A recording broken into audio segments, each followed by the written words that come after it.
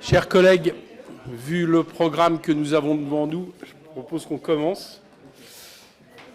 Donc,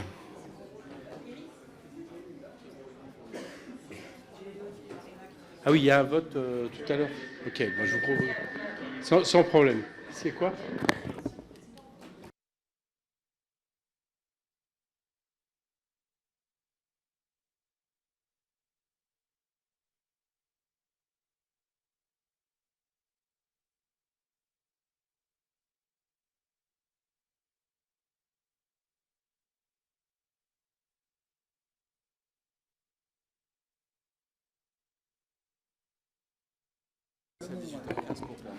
Ok, mes chers collègues, après avoir auditionné le mercredi 27 septembre, jour de la présentation du projet de loi de finances pour 2024, merci. En Conseil des ministres, d'une part, le président Moscovici sur l'avis rendu par le Haut Conseil des finances publiques et d'autre part, les ministres Bruno Le Maire, Thomas Cazenave, nous entamons aujourd'hui l'examen en commission de la première partie du PLF pour 2024. Un peu plus de 3000 amendements ont été déposés en commission, exactement 3024. C'est tout simplement plus du double de l'an dernier, où un peu moins de 1500 amendements avaient été déposés. Vous comprendrez du coup le débit de ma parole à l'instant, 1483. Il est vrai que la première partie comporte cette année un plus grand nombre d'articles, 35 avec l'article liminaire, mais au-delà de cet effet mécanique, la tendance à l'inflation du nombre d'amendements est réelle. Une fois enlevés les amendements irrecevables et ceux retirés par leurs auteurs avant discussion, le nombre d'amendements que nous allons devoir examiner est un peu moins de 2400 contre 1172 l'an dernier. Le taux d'irrecevabilité au titre de la méconnaissance de l'article 40 de la Constitution des exigences organiques s'établit à 11,25%, ce qui est un taux significativement plus bas que sous la précédente législature où il oscillait entre 21 et 24%, et également plus bas que l'année dernière où ce taux s'établissait à 16%. J'ai souhaité, dans toute la mesure du possible et tout en gardant la logique du contrôle de la recevabilité financière, favoriser l'initiative parlementaire, d'où qu'elle vienne et de quelques groupes qu'elle vienne. Ainsi, par exemple, dans le cas d'amendements proposant d'instituer un nouveau prélèvement sur recettes, je n'ai pas considéré que le fait de qualifier ce prélèvement de dotation budgétaire était forcément la preuve que la mesure était budgétaire au lieu de fiscale. Cela permet ainsi d'accueillir l'amendement, alors qu'il ne pourrait l'être s'il s'agissait d'une dotation budgétaire au sens strict, car il devrait être considéré comme créant une charge publique. J'ai également accepté de considérer que certaines propositions de création de redevances étaient en fait des créations d'impôts, nonobstant leur qualification. J'ai également considéré qu'il était possible de corriger un gage insuffisant dès lors que l'auteur de l'amendement a eu l'intention de gager sa proposition. Il m'a semblé plus satisfaisant de corriger les imperfections du gage plutôt que de déclarer irrecevable l'amendement. On peut dire de façon générale que la nouvelle architecture de la première partie du projet de loi de finances qui s'applique depuis l'an dernier a été globalement comprise et que les amendements fiscaux qui auraient auparavant dû être déposés en seconde partie l'ont bien été en première partie. Toutefois, quelques erreurs de lecture de la réforme organique que j'avais déjà pu relever l'année dernière persistent, dans une proportion significative, puisque près de 100 amendements méconnaissent ces nouvelles exigences organiques. La première erreur a consisté à déposer des amendements relatifs à des demandes de rapport au gouvernement en première partie, alors que leur place demeure en seconde partie, puisqu'il s'agit de dispositions relatives à l'information du Parlement sur les finances publiques, y compris s'il s'agit de rapports portant sur des mesures fiscales. Seules des demandes de rapport déposées à l'article portant sur des conditions fiscales nouvelles introduites en première partie peuvent y trouver leur place puisqu'elles sont dans ce cas entraînées par la disposition fiscale à laquelle elles s'accrochent. Ce ne sont pas moins de 49 amendements qui étaient concernés par cette erreur qu'il sera facile à leur auteur de rectifier dans quelques jours pour la séance. Une autre erreur a été de déposer en première partie les amendements relatifs à des dispositifs de péréquation horizontale entre collectivités ou de répartition des concours de l'État à ces collectivités ou encore de répartition de recettes fiscales entre collectivités sans modifier les caractéristiques d'assiette et de taux de cette fiscalité, alors que la nouvelle rédaction de l'article 34 de la LOLF confirme que de telles dispositions ont leur place en seconde partie. Il y avait notamment en ce sens un certain nombre d'amendements relatifs au partage entre les collectivités de ressources tirées de l'IFER ou encore au partage des fractions de TSCA affectées aux collectivités et aux SDIS. Au total, une trentaine d'amendements étaient concernés par cette erreur. Elle aussi sera aisée à rectifier par la suite. Toujours au nombre des méconnaissances relatives aux récentes réformes organiques méritent d'être plus particulièrement signalées, celles qui concernent les amendements proposant d'instituer ou de modifier des dispositifs d'exonération de cotisations sociales ou d'impositions affectées à la sécurité sociale. La réforme de la LOLF-SS interdit en effet que de tels dispositifs puisse désormais être instituée ou modifiée en dehors des lois de financement de la sécurité sociale pour une durée supérieure à 3 ans. Un certain nombre d'amendements l'ont intégré et ont proposé des dispositifs bornés dans le temps, mais le plus grand nombre l'a oublié. C'est la raison pour laquelle, en particulier, des amendements proposant de réformer le régime d'imposition des plus-values immobilières qui proposaient aussi de modifier les modalités d'assujettissement de ces plus-values aux prélèvements sociaux ont été déclarés irrecevables. Au total, ce sont 25 amendements qui ont méconnu cette exigence. Une nouvelle fois, un bornage assurera leur recevabilité, même si je me permets de noter qu'il serait souvent possible de les proposer en PLFSS, où ils ont, pour ainsi dire, désormais leur place naturelle. Il faut également évoquer un aspect de la réforme organique du 28 décembre 2021 qui produira ses pleins effets lors du dépôt de projet de loi de finances pour 2025, mais qui doit déjà être pris en compte pour contrôler la recevabilité des amendements. L'affectation d'une imposition de toute nature ne peut être maintenue au-delà de l'exercice à venir, soit 2024, que si l'entité affectataire est dotée de la personnalité morale et que les impositions affectées sont en lien avec les missions de service public qui lui sont confiées. Dès lors, un amendement qui propose une affectation nouvelle ne respectant pas cette exigence pose un problème de recevabilité, s'il ne limite pas cette affectation à la seule année 2024. C'est une question de principe importante, mais qui n'a concerné que 5 amendements. De façon plus générale, j'ai dû déclarer irrecevables des amendements réduisant les recettes d'une personne publique qui n'était pas gagée. Cela concernait 124 amendements. Dans certains cas, les auteurs envisagent probablement de bonne foi de proposer un dispositif à somme nulle, ou plutôt à perte nulle. Mais le circuit de recouvrement et de partage de certaines taxes étant ce qu'il est, des pertes de recettes pour une personne publique existent bel et bien, et il faut prévoir leur compensation. S'ils avaient été correctement gagés, ils auraient trouvé leur place en première partie du PLF. Il faut en particulier insister sur le fait qu'augmenter le plafond d'une taxe affectée exige de prévoir un gage au profit de l'État, car le surplus de recettes que ce dernier peut normalement espérer est diminué du fait de cette hausse du plafond d'affectation. Sur cette question des gages, un autre point mérite d'être évoqué. La réforme des redevances des agences de l'eau proposée par l'article 16 présentait les caractéristiques d'une remise à plat complète d'un régime fiscal. Dès lors, les amendements tendant à atténuer la nouvelle imposition proposée devaient comporter un gage, car il n'était la plupart du temps pas possible de les comparer à l'état du droit actuel. Il s'agit là d'un cas limite, lorsque le droit proposé n'est pas une simple adaptation par rapport au droit existant. À l'inverse, dans tous les autres cas, refuser les évolutions fiscales proposées par le projet de loi peuvent être faits sans gager l'amendement, dès lors que cela ne revient pas à réduire le niveau actuel des recettes fiscales. Je pense ici, par exemple, aux trajectoires de plusieurs leviers de fiscalité écologique, comme la tire verte à l'article 13 et les diverses mesures fiscales applicables aux véhicules, article 14. Vous pourrez donc, dans les cas précédemment évoqués, redéposer de tels amendements assortis d'un gage en vue de la séance publique la semaine prochaine. Certains amendements ont par ailleurs été déposés à tort en première partie, mais ont toute leur place en seconde partie où ils pourront être redéposés sans difficulté.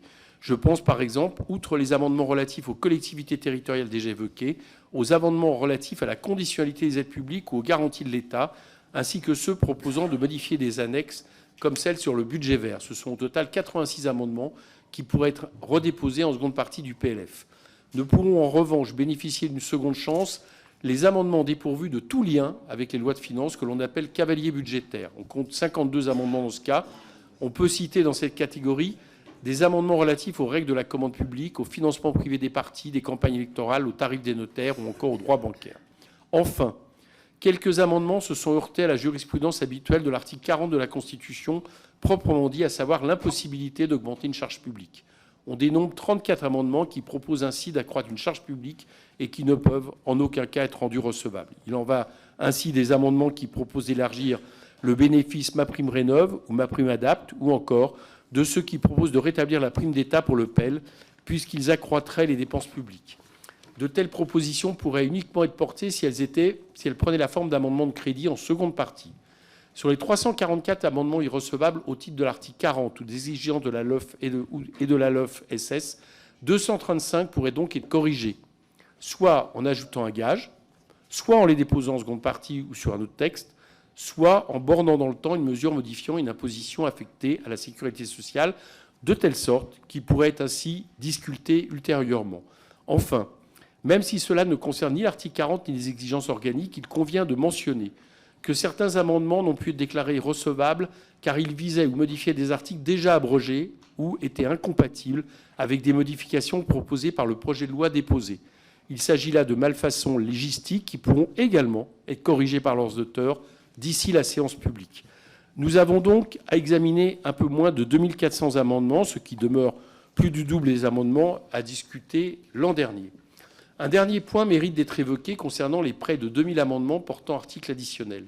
Selon la coutume, un plan de classement de tels articles avait été porté à la connaissance des députés ainsi que des collaborateurs des groupes dès le dépôt du projet. Un certain nombre d'amendements portant articles additionnels n'ont pas respecté ce plan de classement. Ce n'est pas en soi une cause d'irrecevabilité des amendements et les services procèdent à leur retraitement pour les placer à l'endroit opportun, de telle sorte que cela permet de regrouper les différents amendements portant sur le même sujet. Toutefois, compte tenu de la masse particulièrement élevée d'amendements à traiter cette année et du fait qu'un nombre significatif d'amendements ne respectaient pas le plan de classement, on ne peut pas exclure que certains de ces amendements portant articles additionnels demeurent mal placés. C'est pourquoi j'insiste sur l'intérêt de respecter lors du dépôt des amendements le plan de classement communiqué par le secrétariat de la commission. Ce plan de classement reste d'ailleurs valable pour le dépôt en séance publique. Pour ce qui est de l'organisation des travaux de notre commission, je propose que le temps d'intervention de chaque orateur sur les amendements soit limité à 1 minute. Vous comprendrez qu'avec 2400 amendements, il est compliqué de faire autrement. Je propose également que la défense des amendements identiques ou similaires soit très succincte. Pour autant, nous aurons, et je me suis entendu avec le rapporteur général pour qu'on se coordonne de cette manière-là, tous les grands débats qui s'imposent. Et lorsque des sujets d'importance seront abordés, je laisserai à chaque groupe la faculté de s'exprimer.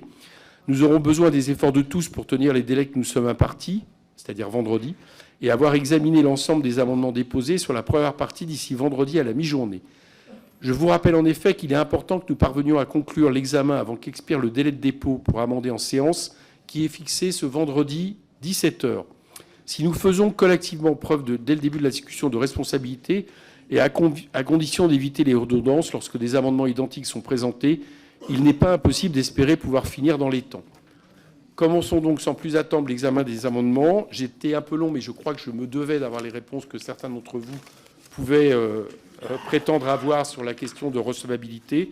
Je crois que de toute façon, dans la plupart des cas, vous avez été en contact avec mon administration ou mon cabinet. Si ce n'est pas le cas et que vous vous retrouvez dans ces amendements dont j'ai parlé, n'hésitez pas à le faire pour la séance. Je suis toujours prêt à rediscuter de ça. Et je propose que nous commencions maintenant, ce qui invite ailleurs à, si vous en êtes d'accord, ne pas faire de DG, considérant que nous avons fait des DG lors de la venue des ministres la dernière fois. Voilà. On va commencer donc là avec l'article liminaire. Pardon, merci. Avec l'amendement 2978 de Jean-René Cazeneuve. Merci, Monsieur le Président. Moi aussi, juste vous dire que je suis à votre disposition pour moduler les explications en fonction du temps que vous souhaitez. Donc, on a beaucoup d'amendements, donc je peux être rapide à certains moments. J'espère que vous m'en tiendrez par rigueur, et peut-être un peu plus long à d'autres moments. Si ça ne va pas, écoutez, évidemment, on peut s'en parler. Les deux premiers amendements, Monsieur le Président, sont des amendements rédactionnels. Pas de réaction. Je propose qu'on passe au vote. Qui est pour? Qui est contre? Adopté. On passe maintenant à une discussion commune. Amendement 2484, Charles de Courson. Enfin, en tout cas, signé par Charles de Courson. Après, Mes chers collègues, cet amendement et le suivant, je peux peut-être exposer les deux, Monsieur le Président, ont pour objet de recaler l'article liminaire sur ce que souhaitait le Sénat lorsqu'il avait voté la loi de programmation des finances publiques, qui, je vous rappelle, le but était de réduire l'envolée de l'endettement public et de réduire plus vite les déficits publics. Merci. Le 2256, Madame le vice-présidente, Madame Louwagie. Oui, merci Monsieur le Président, Monsieur le rapporteur général. Donc cet amendement est un amendement du groupe des députés Les Républicains qui traduit notre vision de l'évolution souhaitée de la trajectoire des finances publiques, c'est-à-dire une réduction de notre taux de prélèvement obligatoire, en premier lieu. En deuxième lieu, rehausser l'objectif de baisse des dépenses publiques 1596 milliards, ce qui vous est proposé, c'est-à-dire un chiffre finalement proche de celui que vient de proposer Charles de Courson. Et en troisième lieu, contenir davantage le déficit et accélérer le désendettement. Premièrement, au niveau des prélèvements obligatoires, je rappelle que nous sommes sur le podium, que nous avons eu en 2022 le plus haut niveau historique, bien au-dessus de la moyenne de la zone euro et de l'Union européenne, et que ces prélèvements obligatoires pénalisent les ménages et les entreprises. C'est la raison pour laquelle on vous propose de les baisser. Sur les dépenses publiques, il nous faut aller beaucoup plus vite dans la baisse de trajectoire de la dépense publique. C'est ce que nous avions d'ailleurs soutenu dans la loi de programmation des finances publiques. Et participer également à réduire notre déficit, c'est ce qui vous est proposé, faire évoluer notre déficit de 4,4 points à 3,9 points pour participer également au désendettement. Monsieur Di Filippo, je crois, pour les deux suivants. Oui, très simplement, et dans la droite ligne de ce qui vient d'être dit, 2 amendements de mon collègue Vincent Settlinger pour remettre la France sur la trajectoire d'un désendettement et d'une réduction de ses dépenses publiques qui rendent la dette plus soutenable et qui ne fasse pas de nous le dernier élève de l'Union européenne avec un effet boule de neige qui, si les taux continuent à augmenter, deviendrait hors de contrôle. Voilà, tout simplement. Merci. Monsieur le rapporteur général. Oui, merci, Monsieur le Président, chers collègues. Bon, sur les 2 premiers de Charles de Courson, bon, il y a un petit sujet technique parce que vos tableaux suppriment complètement l'ensemble des tableaux qui sont dans le document et ne donneraient pas les informations qui sont obligatoires au titre de la LOLF, donc ça poserait un problème. Ensuite, nous avons tout simplement réactualisé la trajectoire avec celle qui a été adoptée ici en deuxième lecture. Donc voilà, la trajectoire que vous avez dans le PLF est plus actualisée que celle qui a été votée par le Sénat. Ça, c'est pour les 2 premiers amendements. Madame Louwagie, Monsieur Di Filippo, écoutez, on partage tous l'objectif de réduire nos dépenses. D'ailleurs, c'est ce que nous faisons en 2024 avec une réduction de plus de 4 milliards de nos dépenses et un déficit qui passe de 4,9 à 4,4. Il s'inscrit dans la trajectoire assez agressive jusqu'en 2027 pour passer à 2,7 de déficit. Voilà. Est-ce qu'on peut aller plus vite? Écoutez, ça va être le sujet de nos longs débats. Je constate que j'aimerais bien aller plus vite, mais je constate que la majorité de vos amendements proposent plutôt des charges supplémentaires que des économies. Donc, vous ne précisez pas, et peut-être ce sera fait lors des débats, comment on peut réduire ces dépenses. Moi, je trouve qu'on a ici un équilibre. Et je sais que sur la gauche de cette salle, beaucoup nous parlent d'austérité, d'autres à droite nous parlent plutôt d'un budget pas assez agressif en termes de baisse des dépenses. Voilà, j'assume cet équilibre entre nos priorités publiques obligatoires, les investissements nécessaires sur la transition écologique et le désendettement de la France. Donc, avis défavorable sur les 4. Merci. Une réaction, Mme Louwagie. Oui, mais merci, Monsieur le Président. Monsieur le rapporteur général, j'entends vos propos. Nous avons déjà eu ce débat finalement lors de la loi de programmation des finances publiques. Juste vous dire qu'en 1 minute, c'est quand même difficile de décliner l'ensemble des dépenses. J'espère qu'on aura l'occasion de le faire en séance parce qu'on est quand même là sur une vision importante des uns et des autres. Et je voudrais juste ajouter que, en ce qui concerne le passage sous les 3% que vous évoquez dès 2026, que nous serons, je dirais, un des derniers pays à aller sous la barre des 3%. Et ça me paraît quand même important de pouvoir faire aussi bien que d'autres pays. Monsieur Lefebvre, excusez-moi. Oui, merci, Monsieur le Président. Rapidement, pour dire qu'on pourrait souscrire à cette déclaration d'intention et on partage cette direction, du moins de ce côté de la Commission, mais encore faut-il qu'il y ait une réalité derrière. Peut-être pourra-t-on adopter ces amendements en commission une fois qu'on aura adopté l'ensemble des amendements des Républicains qui y concourront, mais je ne suis pas certain, au vu des amendements qui ont été déposés, qu'il conduirait à réduire substantiellement le déficit public et le taux de prélèvement obligatoire. Monsieur Tanguy. Oui, merci, Monsieur le Président. Nous ne soutiendrons pas ces amendements parce que là, on a quand même un clash, si vous voulez, des hypocrisies. C'est-à-dire que d'un côté, on a une programmation qui, pour le moment, est intenable, avec aujourd'hui un PLF sur les recettes qui est intenable dans la durée par rapport aux objectifs de programmation qui ont été imposés par 49.3. Et d'un autre côté, on a des groupes de droite libérale et des républicains qui ne proposent pas de baisse de dépenses structurelles ou qui ne sont pas capables de publiquement les défendre, que ce soit au dialogue de Bercy, que ce soit dans le débat public, et ce depuis quand même plus de 10 ans.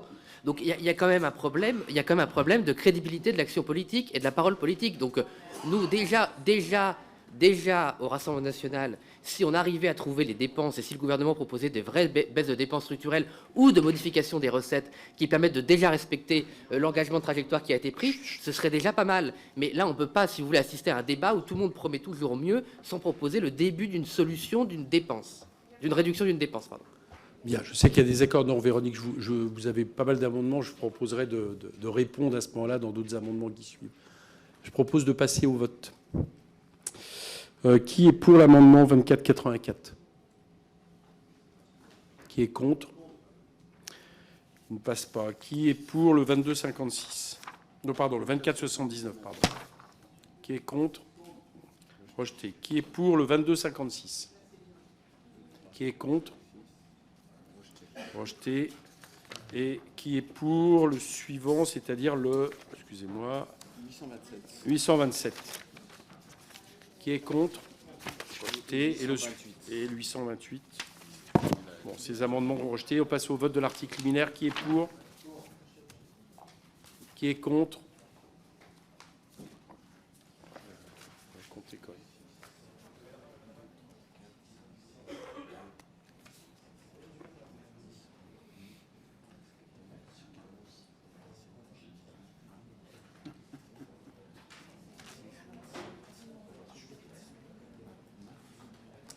Pour des raisons que vous comprendrez, je vais 30.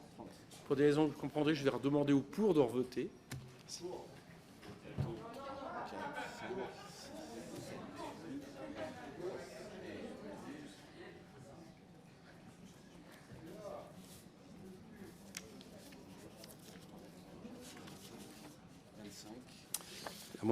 L'article est rejeté. On passe à l'article 1. Il n'y a pas d'amendement. L'article est rejeté. Liminaire. Article 1, il n'y a pas d'amendement. Je propose de passer au vote. Qui est pour? Qui est contre? Article adopté. On passe au article 2 et on commence par l'amendement 1025. 1025, c'est LFI. Oui, merci, Monsieur le Président. Là, il s'agit d'un amendement d'appel qui vise à renforcer la progressivité de l'impôt sur le revenu, puisqu'on ne peut pas, évidemment, présenter notre réforme fiscale d'ampleur que nous défendons. Il s'agit là de le proposer par un amendement d'appel.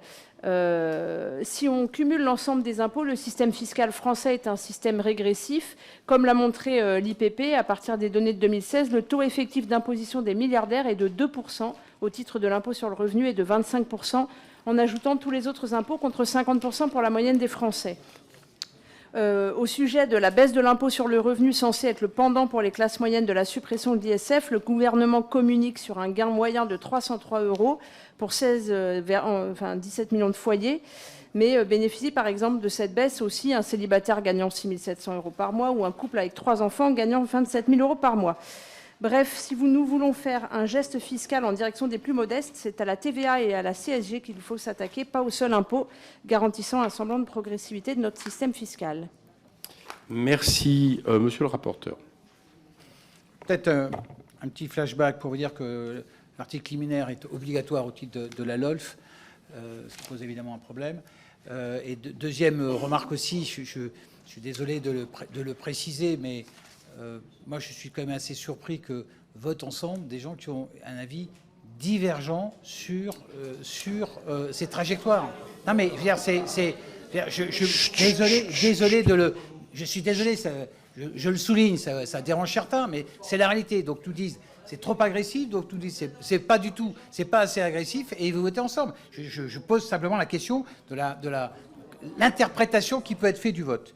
Sur l'amendement, Monsieur le Président, écoutez, le taux que vous proposez est évidemment beaucoup trop important. Il est confiscatoire. Comme vous le savez, on a déjà un des taux marginal le plus important avec 45 plus 5% de contribution exceptionnelle, entre 3 et 4% de contribution exceptionnelle et 17,2 de prélèvement obligatoire. Et on sait qu'on est pratiquement au maximum. C'est le Conseil constitutionnel qui s'est plusieurs fois prononcé sur ce point-là. On a en France le système le plus redistributif au monde. Vous le savez, je vous renvoie là-dessus sur les études de l'INSEE qui disent qu'après calcul complet de la redistribution, on est dans un rapport de 1 à 3 entre le premier et le dernier décile. Et enfin, vous dire que 75% de l'impôt sur le revenu est payé par 10% des Français, donc il est déjà extrêmement concentré sur les plus riches. Merci. Une réaction? On passe au vote. Monsieur Labaronne. Oui, allez-y. Merci, Monsieur le Président. Oui, signaler simplement que s'agissant de cet amendement, c'est le premier amendement visant à augmenter les impôts d'une longue série. Rappeler que nous avons le taux de prélèvement obligatoire sans doute le plus élevé des pays développés. Et enfin, dire que la redistribution est fortement réduite. La redistribution réduit fortement les inégalités en France, selon une étude de l'INSEE que je serai appelé à rappeler assez régulièrement dans notre débat. Merci beaucoup. Bien. Comme vous venez de le faire, le rapporteur et vous, on va finir par entendre. Madame Maxime.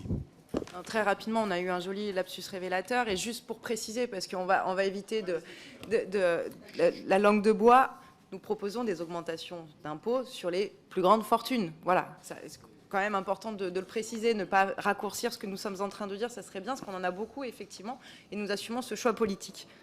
Merci. Allez, on passe au vote. Qui est pour l'amendement 1025 ? Qui est contre? Amendement rejeté. On passe au 1877. Monsieur Tellier. Oui, merci, Monsieur le Président. Donc, cet amendement a pour objectif d'établir un barème fiscal plus progressif de manière à ce que les individus ayant des revenus plus élevés contribuent de manière proportionnelle plus importante au financement des dépenses publiques. Un barème progressif garantirait que chaque personne paie équitablement en fonction de sa capacité financière. Cette proposition représente à la fois une mesure de justice fiscale et une mesure efficace.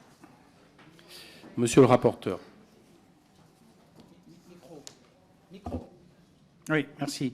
Écoutez, même réponse, peut-être un complément, c'est que taxer de manière supplémentaire le travail réduit, augmente l'écart de taxation entre le travail et le capital, et c'est pas ce que vous souhaitez faire, j'imagine, parce qu'on sait que les grosses inégalités sont plutôt sur le capital et pas sur le travail. Donc notre objectif est de ne pas fiscaliser plus le travail. Monsieur Sansu. Voilà une réflexion, je me resservirai. Monsieur Sansu. Oui, merci Monsieur le Président. Juste un mot quand même pour préciser qu'on est dans des prélèvements obligatoires de plus en plus régressifs. Et c'est ça la question aujourd'hui qui est posée. C'est-à-dire qu'en ayant la TVA qui devient l'impôt le plus important, qui est un impôt extrêmement régressif, on n'a plus d'impôt progressif et donc on n'est plus en phase avec l'article 13 de la Déclaration des droits de l'homme et du citoyen, tout simplement. Je rappelle que l'impôt sur le revenu, qui est le seul progressif, ne représente que 20% des recettes fiscales. C'est même pas, évidemment, la TVA, et encore moins que la CSG, qui, même si elle est un peu progressive, n'est pas complètement progressive. Donc il y a un vrai sujet aujourd'hui de progressivité de l'impôt, et c'est ce que l'on pose avec notre amendement. Merci. On propose qu'on passe au vote. Qui est pour le 1877? Contre? Rejeté. On passe à une discussion commune avec le 1192. Madame Paris. Ah oui, excusez-moi, je ne vous voyais pas. Merci, Monsieur le Président. Cet amendement est un geste fort pour les classes populaires et moyennes, puisqu'il propose d'alléger le montant de l'impôt sur le revenu pour ces classes qui ont durement été impactées par l'inflation, grâce à deux leviers. Le premier qui consiste à relever le montant d'imposition de 11 294 € en le passant à 12 225 €, et également en diminuant le taux d'imposition pour la première tranche qui est actuellement à 14% et qui passerait donc à 9%. J'insiste sur le fait que cet amendement a un impact modéré pour l'État, puisque j'ai fait la simulation sur l'ex-impact, mais en revanche, c'est un vrai gain de pouvoir d'achat pour les classes populaires et moyennes. Monsieur Lecamp.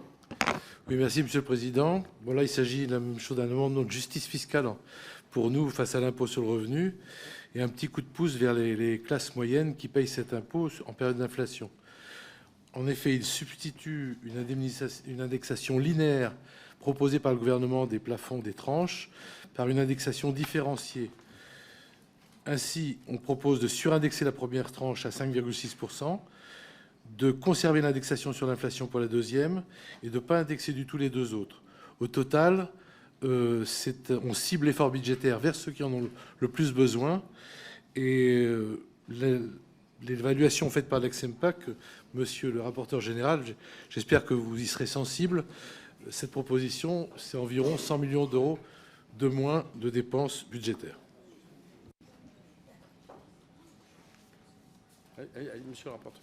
Merci, Monsieur le Président. Pour le premier amendement, sachez déjà que 45% des foyers paient l'IR, donc seuls 45% des foyers paient l'IR.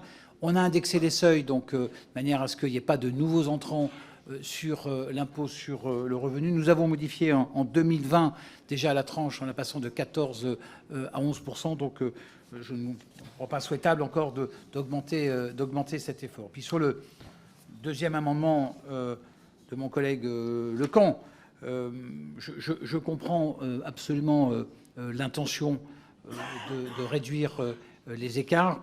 Aujourd'hui, notre volonté, c'est de neutraliser au maximum pour tous ceux qui travaillent l'impact de l'inflation, quel que soit leur revenu. Et je crois que, y compris ceux qui ont des revenus importants, l'idée, c'est que l'inflation neutralise l'impôt pour ces gens-là et qui ne payent pas plus d'impôts. Ils sont déjà, vous le savez, c'est eux qui payent le plus d'impôts.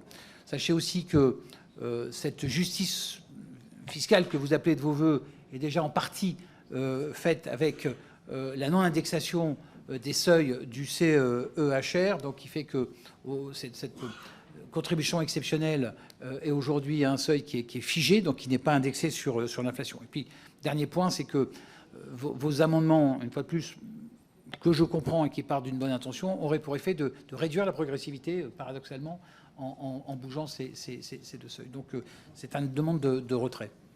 Sinon défavorable. Merci. Un petit mot de ma part, parce que, collègue Lecamp, vous avez demandé au rapporteur général en pensant qu'il serait sensible, vous ne m'avez pas demandé. Donc, je vais vous donner mon avis. Je suis très sensible à votre amendement, voilà, que je trouve excellent, parce que non seulement c'est un peu plus de justice fiscale, mais en plus, comme le ministre nous a demandé de réfléchir à moins de dépenses publiques, moi je pense que moins de dépenses publiques, ça peut être moins de dépenses fiscales, et le vôtre est économe. Donc, moi, je voterai pour. David Guillaume. Oui, c'est pour soutenir l'amendement du collègue Lecamp. Je pense qu'on va de toute façon présenter un amendement qui va dans le même sens, mais je pense que le constat est le même sur de nombreux bancs de l'Assemblée.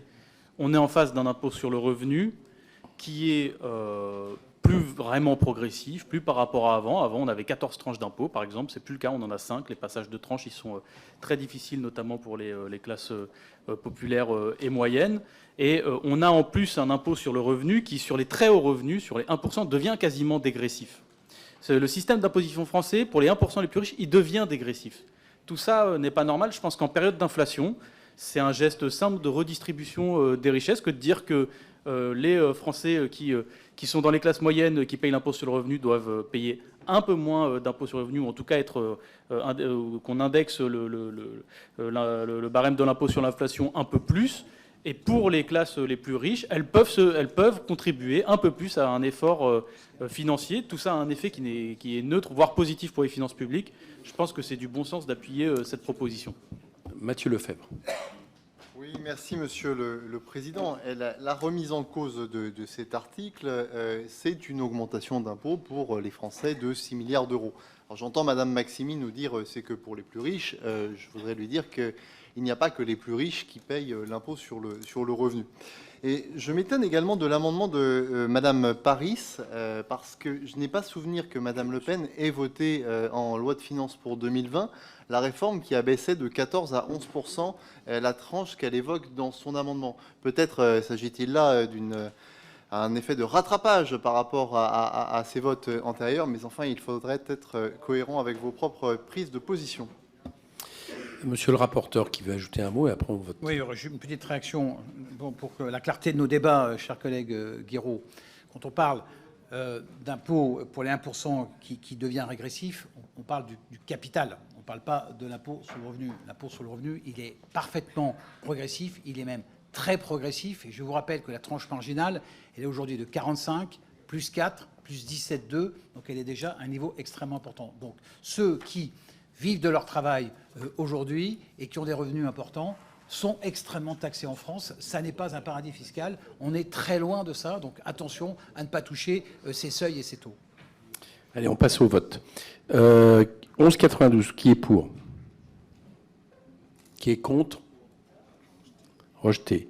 28,34, qui est pour?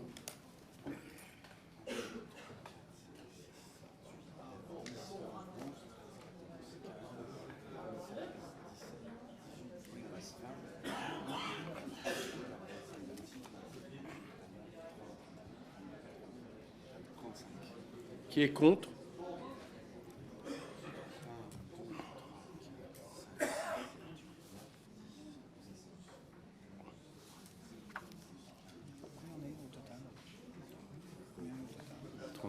Pour, voilà. Je vais te répondre. 26. Ok. Adopté. Ouais.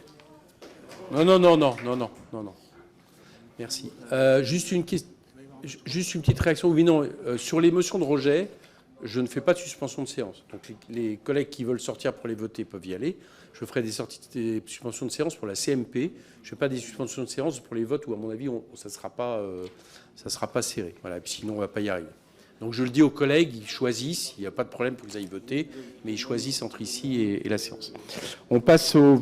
Il est satisfait et il tombe. Ah oui, alors le 1028 est satisfait et tombe. Et donc on passe... Le 2106 également et 2257. 2870. 2260. Ça, c'est un amendement efficace. Hein. Voilà, et on reprend au 869. Voilà. On passe à la discussion commune, le 869. Madame Louvagie. Oui, bien sûr. Madame Bolivar. Oui, alors il faut éteindre le micro, si quelqu'un a son micro allumé. Quelqu'un a dû laisser ouvert son micro. Non ? Ah oui, ok. Merci, Monsieur le Président. Cet amendement des Républicains vise à rehausser le plafond du quotient familial, fortement abaissé par la majorité socialiste à partir de 2012, baisse qui a été confirmée par les 6 ans de la majorité En Marche, qui s'est traduit par une perte de pouvoir d'achat massive pour les familles. Le quotient familial n'est pas une aide sociale, mais constitue, par sa redistribution envers les familles, le fondement de notre politique familiale. De quoi parle-t-on? De 2 coups de rabot massifs sur le pouvoir d'achat des familles de classe moyenne qui travaillent et qui ont vu en 2013 puis en 2014 une augmentation de leur impôt en moyenne de 780 € pour 1,32 million de foyers. C'est 1,6 milliard d'euros en plus pour les familles.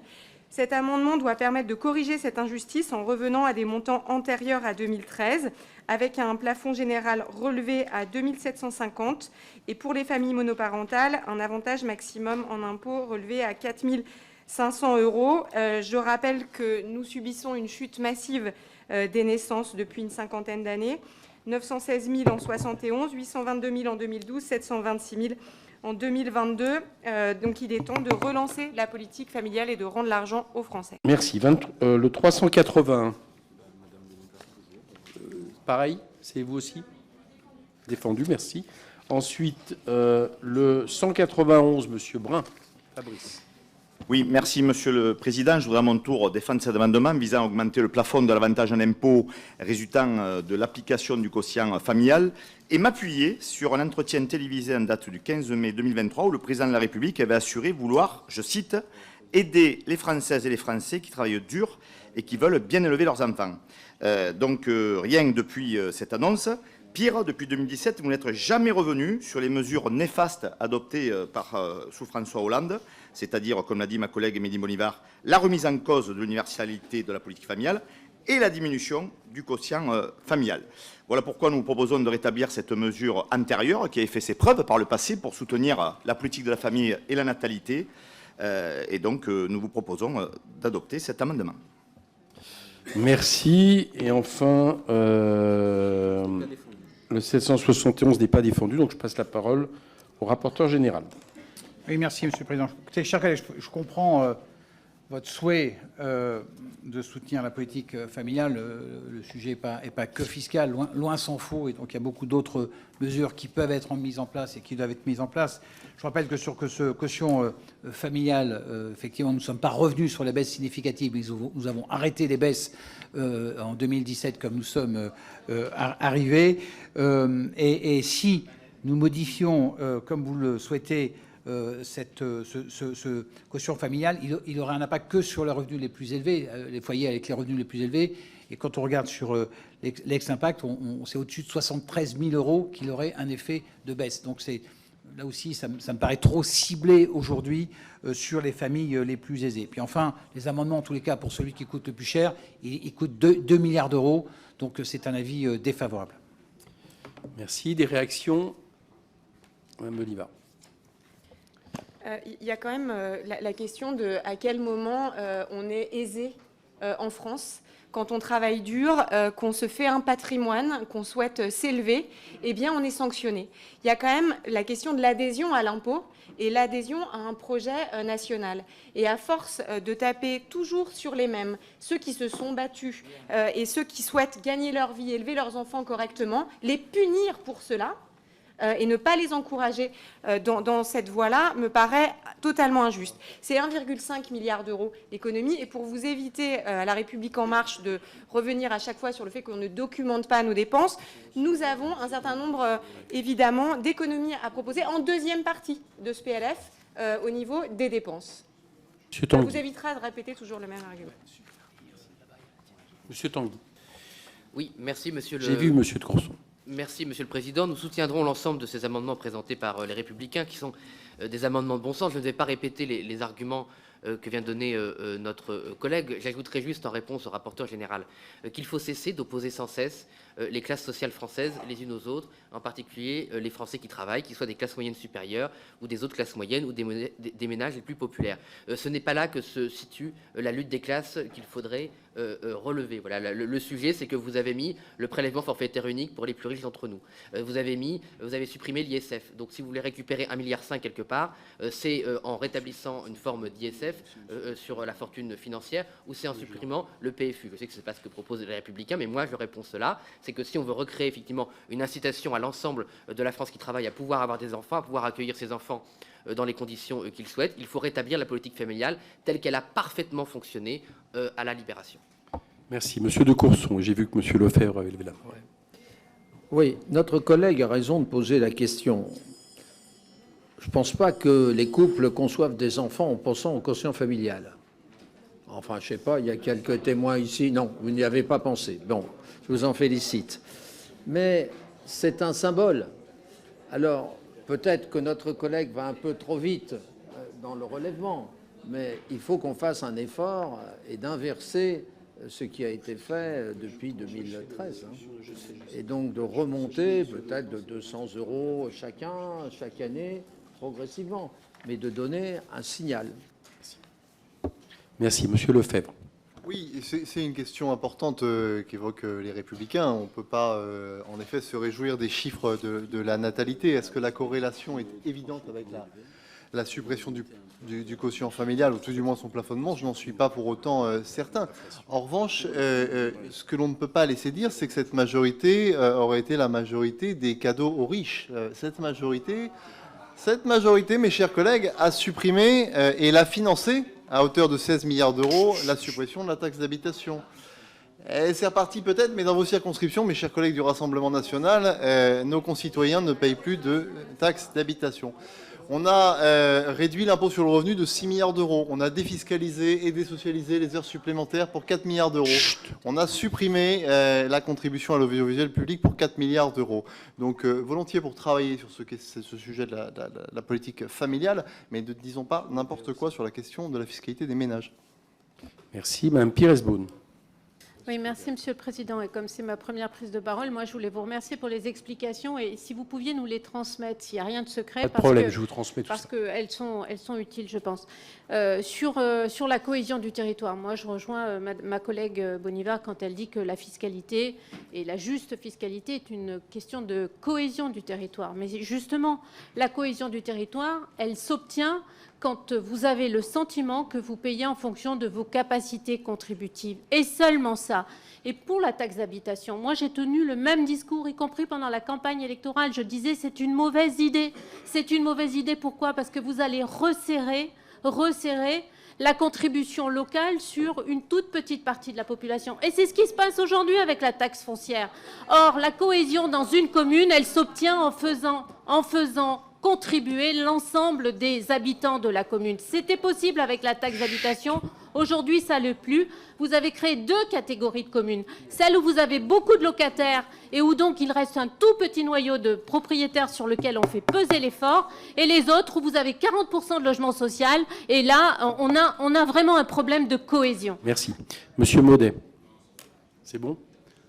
Monsieur le rapporteur, vous voulez rajouter quelque chose? Non, je vais rebondir sur deux réponses. D'abord, Monsieur Tanguy, je veux dire que on n'oppose pas les classes sociales les unes entre les autres. C'est vous qui venez de voter un amendement qui augmente le barème de l'IR sur un certain nombre de Français et qui l'ont baissé sur d'autres. C'est vous qui faites cette différence. Et sur la taxe d'habitation, franchement, j'attends avec impatience que l'un d'entre vous dépose un amendement qui rétablit la taxe d'habitation. On ne peut pas nous dire c'était formidable la taxe d'habitation avec des sanglots dans la voix et pas la rétablir. Proposer de la rétablir. Mais Monsieur le rapporteur parle tout seul. Chut. Allez, c'est bon, on a tous parlé. Ça va. On passe au vote. Qui est pour l'amendement 869? Qui est contre? Il est rejeté. Qui est pour l'amendement 380?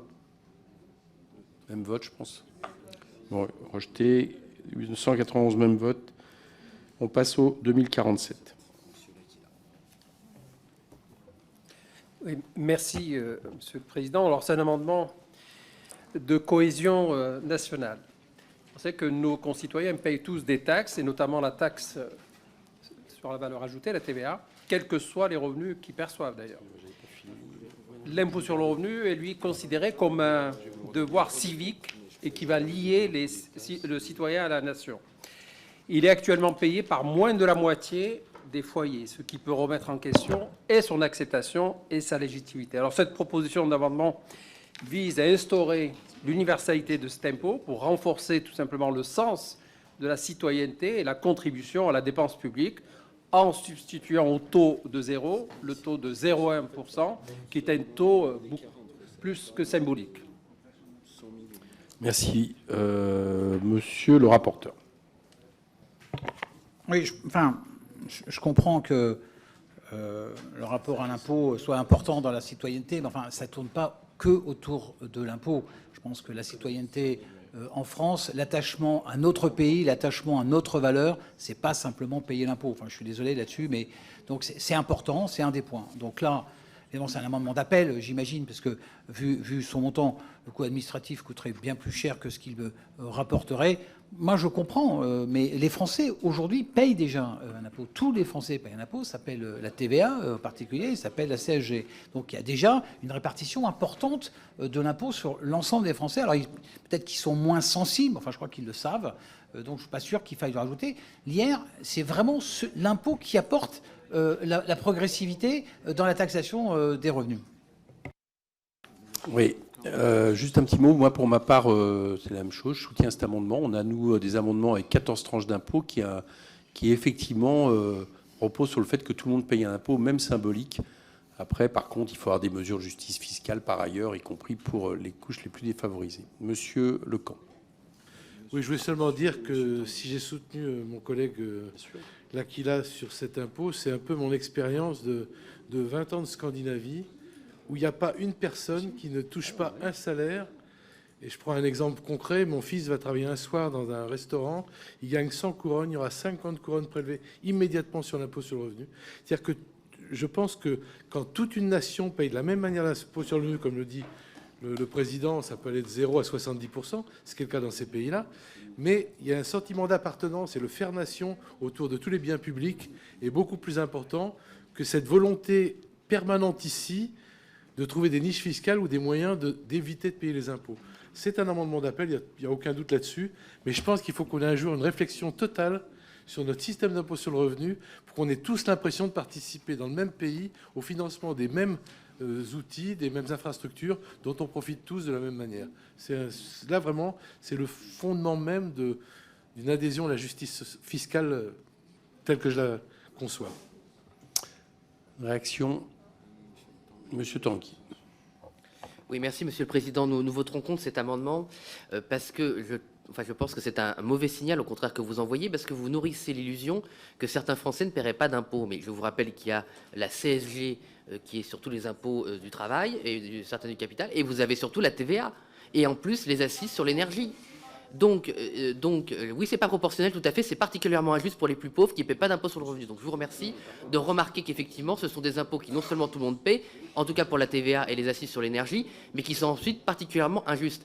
Donc je m'étonne, non pas que la majorité macroniste propose cet amendement, mais je m'étonne par contre que Monsieur le Président, vous souteniez cette démarche, puisque aujourd'hui, tous les Français, paient, lapsus révélateur, tous les Français paient déjà des impôts, et que dire à une certaine partie de la population, faire croire qu'ils ne paient pas des impôts, c'est envoyer un mauvais signal à la société française.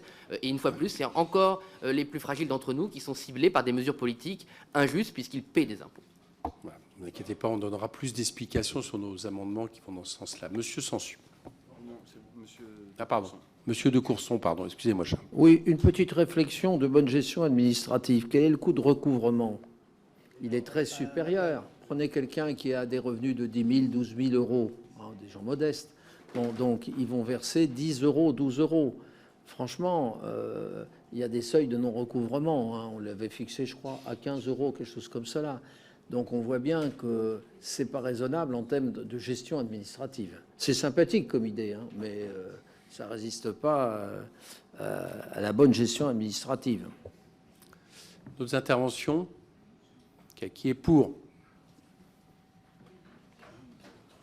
Qui est contre? Rejeté.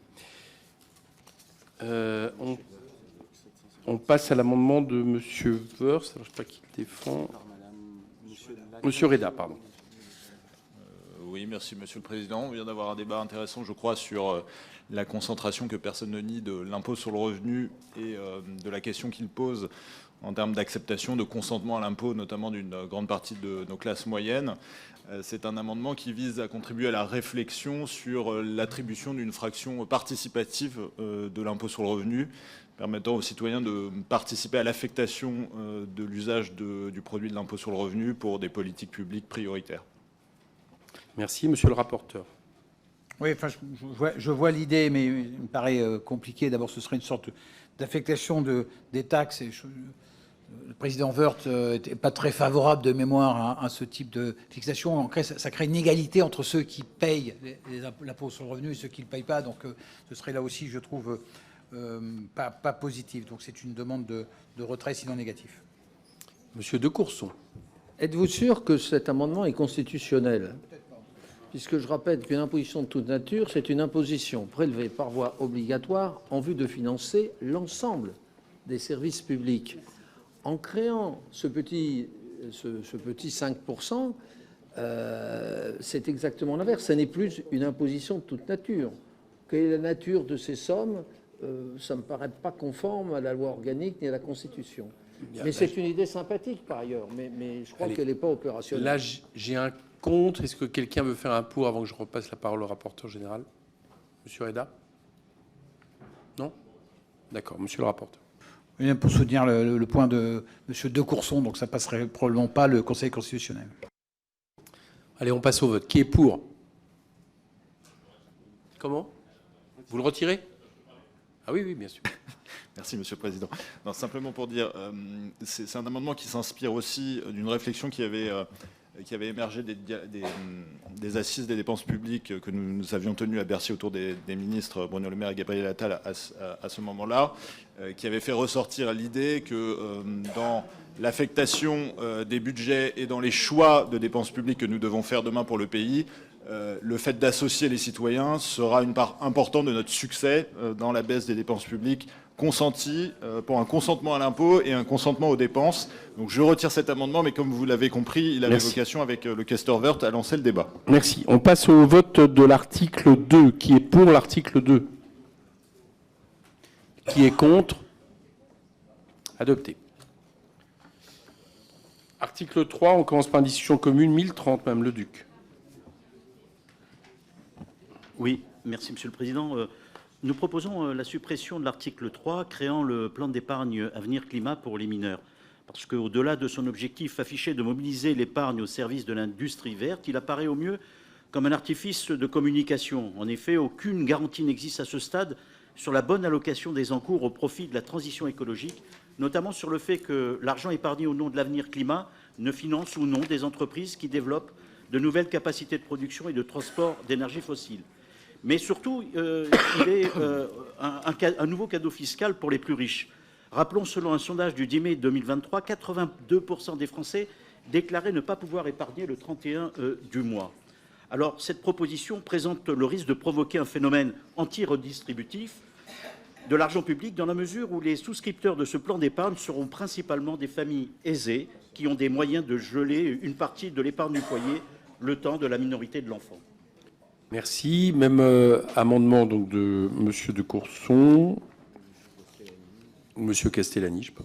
Oui, ben, même commentaire que précédemment. Le plan d'épargne avenir climat ne nous semble pas justifié d'exonération d'IR et de prélèvements sociaux pour des raisons qui viennent d'être mentionnées. C'est que les mineurs, d'abord, n'ont qu'une capacité d'épargne restreinte et ensuite, il n'existe à ce stade aucune garantie sur la bonne allocation des encours au profit de la transition écologique. Merci. Le 1870, toujours amendement de suppression. Monsieur Sansu, Monsieur Tellier. Oui, c'est 1878, Monsieur le Président. Le plan épargne avenir climat incite à investir dans des instruments financiers liés à la transition écologique, mais il offre également des exonérations fiscales bien trop significatives. Lors de l'examen du projet de loi, nous avons mis en avant que le plan visait à acheter des titres qui financent l'économie productive et la transition écologique, que cette appellation s'avérait extrêmement vague et laissait des possibilités de placement très larges aux organismes de placement. C'est pourquoi nous demandons sa suppression. Merci. Et pour le dernier, Madame Arrigui, Madame Sass, Monsieur Benschrek, Madame Arrigui. Oui. Merci Monsieur le Président. Donc cet amendement vise à supprimer le régime fiscal du plan d'épargne avenir climat de l'article 3. Nous avions déjà exprimé lors des débats sur le projet de loi industrie verte notre réserve sur le plan épargne avenir climat, tant dans sa capacité à mobiliser un montant suffisant d'encours qu'à sa capacité à flécher cet encours vers la transition écologique. D'abord, c'est une épargne qui est ciblée vers les mineurs, c'est moins de 21 ans, qui restreint le montant des encours mobilisables. C'est une épargne qui, aujourd'hui, n'est pas une épargne réglementée. Il n'y a pas de garantie spécifique de l'État. Et d'autre part, aucune garantie n'existe à ce stade sur la bonne allocation des encours au profit de la transition écologique, en particulier sur le fait que l'argent épargné au nom de l'avenir climat ne finance ou non des entreprises qui développent de nouvelles capacités de production, de transport d'énergie fossile. Donc nous sommes opposés au fait d'octroyer un avantage fiscal à ce produit financier dont l'efficacité et le caractère écologique des règles d'investissement ne sont pas garantis. Merci. Monsieur le rapporteur. Oui, merci, chers collègues. Je suis un peu surpris parce que je pense que peut-être redire les choses simplement. Donc, le projet de loi qui a été voté sur l'industrie verte est extrêmement clair dans son article 16, alinéas 12, 15 et 16. Les fonds seront intégralement utilisés pour la transition écologique. Et d'ailleurs, pour avoir cette certitude, nous avons adopté des amendements de nos collègues écologistes de manière à supprimer l'économie productive qui ne vous allait pas. Et donc maintenant, c'est 100% sur la transition écologique. Et permettez-moi de dire que je suis assez surpris. Soit on se dit que c'est une priorité et il faut se donner tous les moyens de réussir dans ce domaine-là. Et là, c'est un moyen, effectivement, de récolter des fonds supplémentaires. Moi, je suis de cet avis. Soit ce n'est pas une priorité et effectivement, vous pouvez voter les amendements que vous venez de présenter.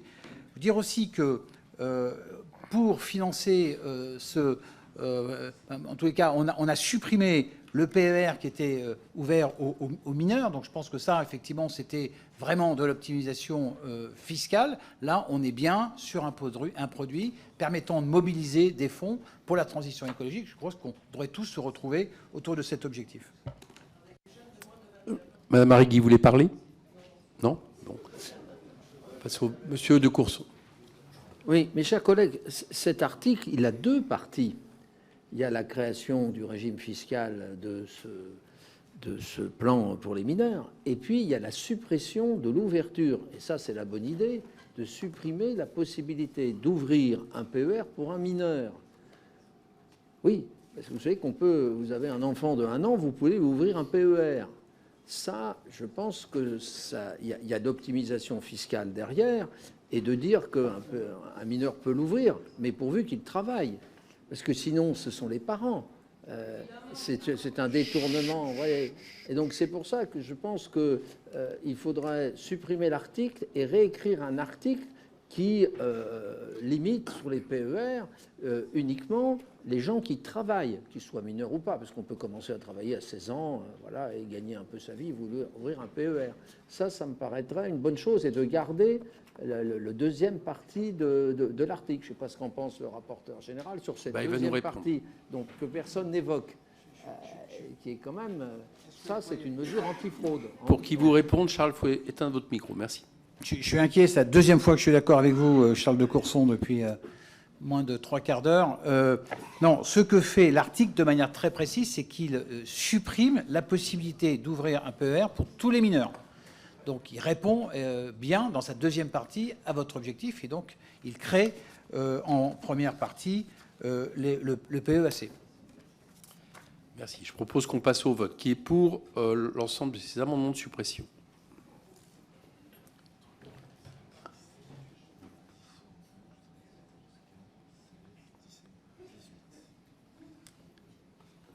Qui est contre?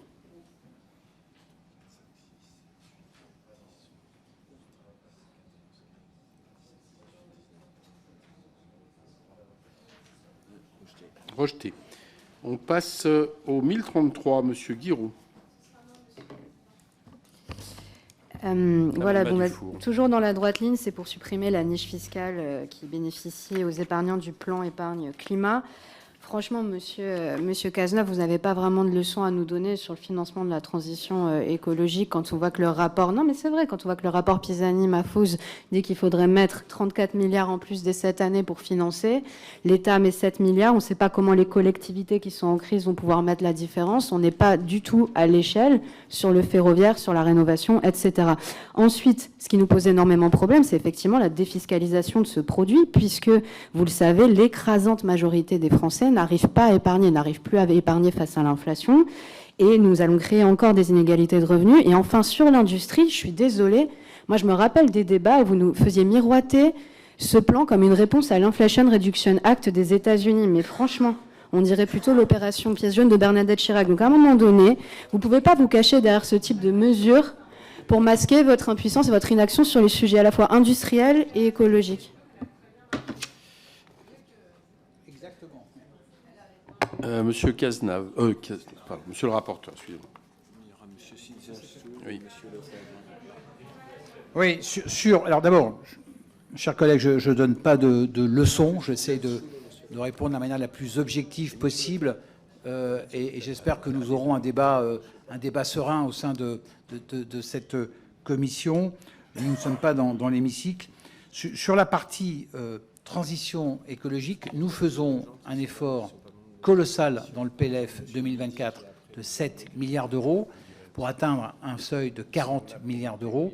Il y a un très gros travail qui a été fait. Je sais bien que, à vous écouter, il faudrait un claquement de doigts pour être capable de mobiliser autant d'argent. Mais il y a aujourd'hui... Non, il y a un gros travail qui a été fait. D'abord, il y a un certain consensus qui est fait aujourd'hui sur les montants nécessaires.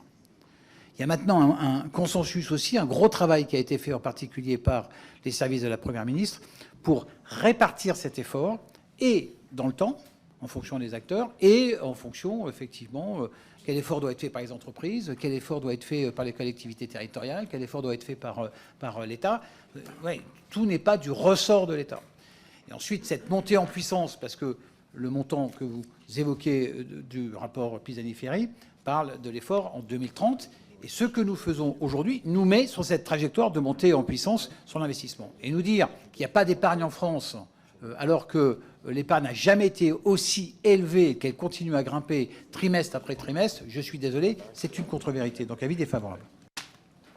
Merci. Monsieur Sinestoul.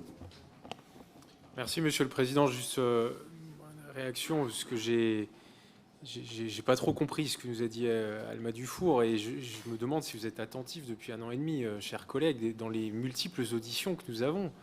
Le gouverneur de la Banque de France et le premier président de la Cour des comptes, à toutes leurs auditions, ne cessent de nous amener des documents, des graphiques, et de répondre à certaines de nos questions sur l'épargne, en nous disant que nous sommes depuis maintenant plusieurs années dans une situation tout à fait étrange, où nous avons certes une inflation importante, mais des taux d'épargne qui sont très hauts, pour ne pas dire trop hauts. Et que, pour le dire plus simplement, ça faisait longtemps que la France n'avait pas autant épargné. Donc, n'utilisez pas cet argument. Après, comment est-ce qu'il faut flécher l'épargne? Je comprends qu'il y a un débat de fond. Mais sur l'épargne, vous trompez totalement. Hein. Madame Christine Pires-Beaune. Oui, merci, Monsieur le Président. Là-dessus, je crois que personne ne peut contester le flux et le montant de l'épargne aujourd'hui. Enfin, il n'a jamais été aussi élevé. Le seul souci, c'est que les 2 tiers de l'épargne accumulée depuis le confinement sont détenus par les 20% des Français les plus aisés. Donc attention à ce qu'on dit quand on parle d'épargne, c'est tout.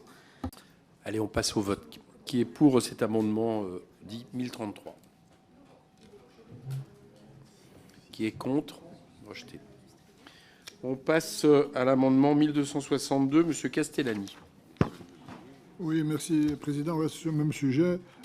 C'est une demande de rapport, mais bon, c'est jamais bien vu, une demande de rapport. Mais en l'occurrence, il s'agirait d'évaluer justement le montant exact de la collecte lié à ce plan d'épargne. Et puis, il serait également judicieux que le Parlement soit informé du montant estimé de la perte de recettes qu'il constitue, quoi, pour le budget de la France. Merci. Monsieur le rapporteur. Oui, merci, Monsieur le Président. Chers collègues, d'abord, il y a dans le PJL Industrie verte, il y a déjà l'impact budgétaire qui est prévu. Il est anticipé en fonction donc des scénarios d'exonération entre 10 et 17 millions d'euros. Ça, c'est son coût prévisible.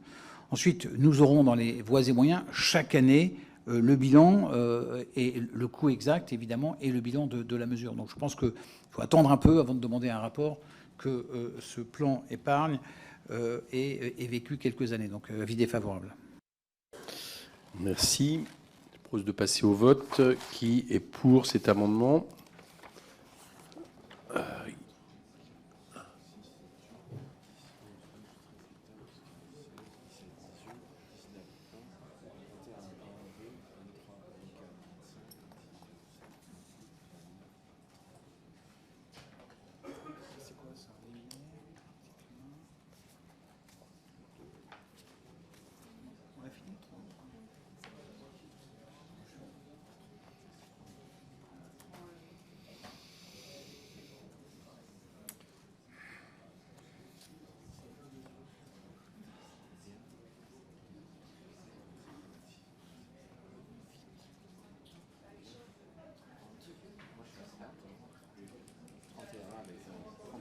Qui est contre?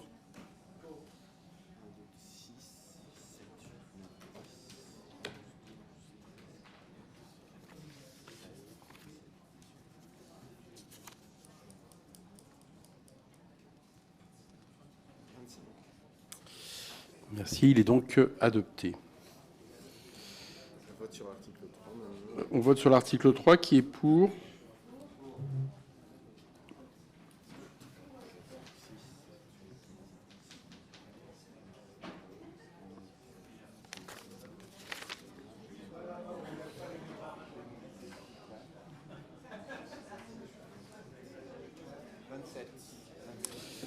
Merci. Qui est contre?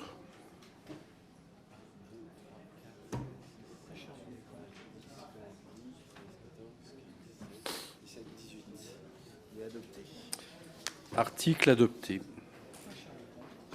On passe après l'article 3 et on commence avec un amendement. Monsieur Tanguy non, c'est pas Monsieur Tanguy. Excusez-moi, j'ai un petit trou de mémoire. Vous pourriez m'excuser. N'importe quel membre du groupe RN. Enfin, allez-y, excusez-moi. Je donnerai votre nom après. Pas de problème, Monsieur le Président. C'est Monsieur Sabatou. Monsieur Sabatou, voilà. Excusez-moi, Monsieur Sabatou.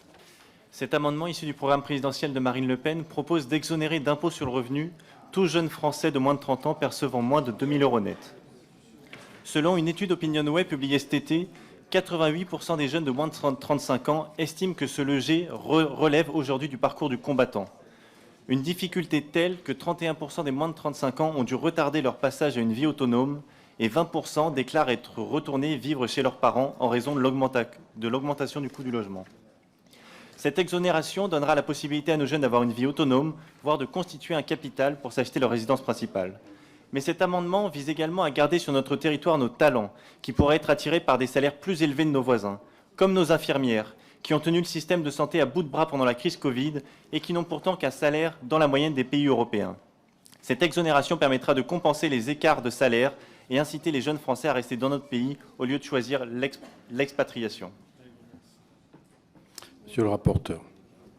Oui, écoutez, je suis vraiment défavorable à cette mesure qui ne respecte pas les droits de l'homme, la Déclaration des droits de l'homme et du citoyen, qui dit de manière très précise que la contribution commune doit être également répartie entre tous les citoyens en raison de leurs facultés. Ce serait faire de manière aléatoire un cadeau aux jeunes, indépendamment de leurs revenus. Ce serait un cadeau pour les jeunes qui ont la chance de très bien gagner leur vie, et ce serait sans effet sur ceux qui ne la gagnent pas. Donc c'est un avis défavorable. En plus, vous avez une mesure sur la nationalité qui crée aussi une inégalité, donc doublement défavorable. Madame M.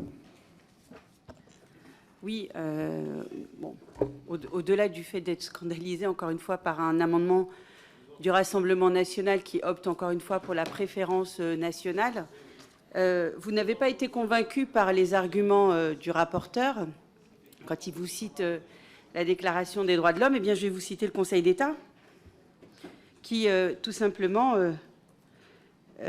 définit la conception du principe d'égalité devant l'impôt retenu. L'égalité devant l'imposition découle en effet de l'application identique de la norme fiscale à deux contribuables placés dans la même situation. Donc, étant donné que vous vous asseyez sur les principes mêmes de la Déclaration des droits de l'homme et du citoyen, eh bien, nous vous rappelons les principes du Conseil d'État et nous nous opposerons évidemment de toutes nos forces à votre doctrine, à votre idéologie qui vise tout simplement à stigmatiser nos concitoyens et donc d'opter pour cette préférence nationale. On reconnaît bien le Front National.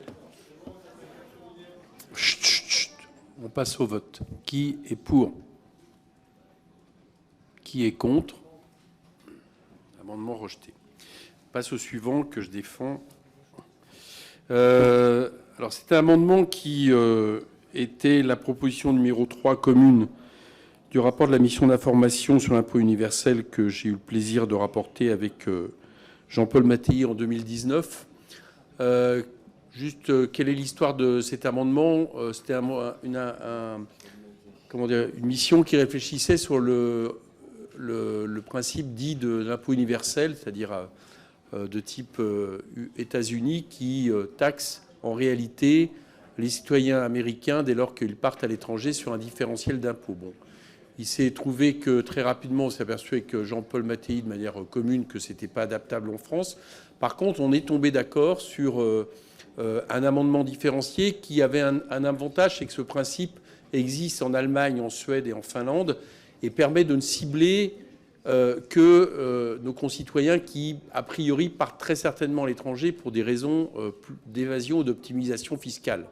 Donc c'est un amendement, du coup, restreint dans le temps, c'est-à-dire que c'est une durée de 10 ans, qui ne concerne que les pays qui sont à 50% des pays privilégiés, enfin des pays qui font une fiscalité privilégiée inférieure à la France de 50%, et qui ne cible qu'un certain nombre de citoyens, de façon à ce que on se garantisse que, quelque part, leur départ n'est pas fait pour ça. Voilà, c'est un amendement qui est très modéré et qui permet, qui à mon avis est excellent pour le consentement à l'impôt, qui permet de récupérer encore un peu d'argent. Donc c'est pour ça que je vous incite à le voter, monsieur le rapporteur. Merci, Monsieur le Président. Écoutez, c'est une modification extrêmement significative. Vous le présentez comme un petit ajustement, mais notre imposition aujourd'hui est basée sur la domiciliation et pas du tout sur la nationalité. Vous instaurez une imposition fondée sur la nationalité, en plus, mais à durée limitée. Ça nous obligerait à renégocier de très nombreuses conventions, donc ce serait un travail absolument colossal, pour peu que ce soit une bonne idée. Ce que je réfute, parce que présenter celui qui voyage, celui qui change de vie, comme quelqu'un qui veut faire de l'optimisation fiscale, ça n'est pas le cas de la majorité de nos Français. Donc là aussi, je crois qu'on stigmatise un petit peu ceux qui, pour des raisons X ou Y, pour des rencontres, pour des raisons professionnelles, pour le plaisir, quelquefois, changent de pays. Donc c'est un avis défavorable. Merci, monsieur le rapporteur. Juste une petite précision. Alors, d'abord, c'est compatible avec le droit européen. Encore une fois, ça c'est fait par d'autres pays sans dommage et qui ont des impôts qui sont également sur la résidence et non pas la nationalité. D'autre part, non. Ça, justement, c'est une disposition, si on regarde les pays concernés, qui ne consiste qu'à négocier qu'une très petite minorité d'accords de conventions fiscales sur les centaines qui existent. Donc, les deux arguments ne sont pas bons. Et non, ce n'est pas un amendement qui vise à cibler toute personne qui part à l'étranger ou qui voyage, mais uniquement ceux dont nous savons qu'ils existent, qui partent pour des questions plutôt fiscales que des questions économiques, de voyage, de déplacement, etc. Donc pour toutes ces raisons, ça ne correspond pas tellement à votre retour. Merci, monsieur Loy. Et si je peux rajouter, Monsieur le Président, qui, comme l'amendement du Rassemblement national, se base sur la nationalité, puisqu'il ne concerne que les nationaux français, ne se pose pas la question non plus des binationaux qui pourraient aller dans leur pays, qui est un pays dont ils détiennent la nationalité, qui est français. Mais au-delà de ça, je rejoins le position du rapporteur. J'ai une question à vous soumettre, Monsieur le Président, sur le fond de l'amendement aussi. Qu'est-ce que vous faites de pays où il y a une fiscalité qui est de 50% inférieure, travail, capital ou patrimoine, mais où aucun des services publics n'est associé à ce pays? C'est-à-dire où le travailleur doit s'assurer pour sa santé, pour l'éducation de ses enfants, pour sa retraite, etc., etc., etc., auprès du privé. Ce qui est une large partie du monde, Monsieur le Président. Donc, par curiosité, qu'est-ce que vous faites pour tous les Français qui vont emménager dans des pays qui n'ont pas d'État-providence, qui payent beaucoup moins d'impôts, mais qui ont des très lourdes charges associées à essayer de compenser ce défaut d'État-providence? Merci. Monsieur Tanguy et après Monsieur Le Fur. Oui, merci, Monsieur le Président. Écoutez, nous soutiendrons cet amendement en cohérence avec ce que j'ai dit au nom du groupe au dialogue de Bercy, à savoir qu'effectivement, la priorité nationale sur les systèmes sociaux ou l'accès à l'emploi avait pour conséquence aussi l'instauration d'une priorité nationale sur la fiscalité et les devoirs que doivent les contribuables à leur nation où qu'ils décident de vivre dans le monde. Et par ailleurs, ça s'inspire de près ou de loin de ce qui existe dans d'autres démocraties libérales. Donc, il n'y a pas de quoi se rouler par terre. Donc, on trouve que c'est, en plus, c'est pour 10 ans. Donc, il y a un côté expérimental qui me paraît particulièrement de bonne loi, sous réserve, effectivement, de la question sur la binationalité qui peut poser des problèmes. Mais on peut l'améliorer tous ensemble s'il y a une volonté d'aller chercher l'argent où il se trouve. Merci. Monsieur Le Fur. Oui, merci Monsieur le Président. Il se trouve que dans le mandat précédent, avec les collègues, j'avais eu l'occasion de travailler sur cette question du côté américain, puisque les Américains imposent, c'est pratiquement le seul pays au monde, avec notre collègue Laurent Saint-Martin, je crois qu'on n'avait pas trop mal travaillé. Si vous voulez, moi, j'incite tout le monde à la prudence sur cette affaire, parce que les Américains y arrivent en gênant terriblement un certain nombre de nos compatriotes, mais y arrivent parce que leurs moyens, et leurs moyens en particulier bancaires mondiaux, leur permettent de tracer l'ensemble des personnes de nationalité américaine. Donc, il suffit d'être né en Amérique pour être de nationalité américaine. Donc, si nous faisions ça, ça impliquerait une intrusion et des moyens du fisc considérables et des exigences à l'égard de l'ensemble du réseau bancaire mondial pour suivre l'ensemble des recettes qui sont celles de nos compatriotes vivant dans ces différents pays que vous ciblez. Donc, moi, je trouve que c'est objectivement un risque. On comprend bien les excès qui peuvent exister, hein, je ne les nie pas, mais pour le coup, n'oublions pas également qu'un certain nombre de nos compatriotes ont le mérite d'être les pionniers de nos entreprises. Ils vont parfois loin, ils ont des contraintes multiples et variées, ils ne bénéficient pas des services publics français puisqu'ils payent la scolarisation de leurs enfants, par exemple. Donc tout ça m'incite à la plus grande prudence à l'égard de votre amendement. J'en suis très triste, Monsieur le Président, mais je dois de le Mais dire. juste une remarque, justement, ce n'est absolument pas le système américain pour les raisons que vous dites. Et ça ne concerne que des personnes. Ce n'est pas lié sur la nationalité. Oui, le système américain fait que dès lors que vous êtes américain, vous pouvez partir dans votre enfance, vous serez concerné par le fisc américain au nom de votre nationalité. Là, c'est des gens qui auront résidé en France pendant 3 ans avant leur départ, d'accord, et pour une durée seulement de 10 ans, et seulement vers certains pays. Donc, c'est pas le système américain. C'est le système américain vers certains pays, alors que lui est complètement universel. Monsieur Maty. Non, je voudrais dire que ce n'est pas tout à fait le système de l'impôt universel américain, puisque ça n'a rien à voir. D'ailleurs, ça existe dans d'autres législations. En Allemagne, il y a ce même dispositif, puisque de mémoire, on est à 9 ans.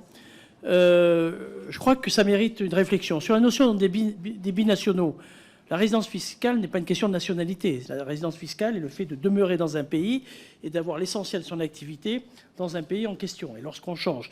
Et je trouve que l'amendement est assez, je dirais, encadré.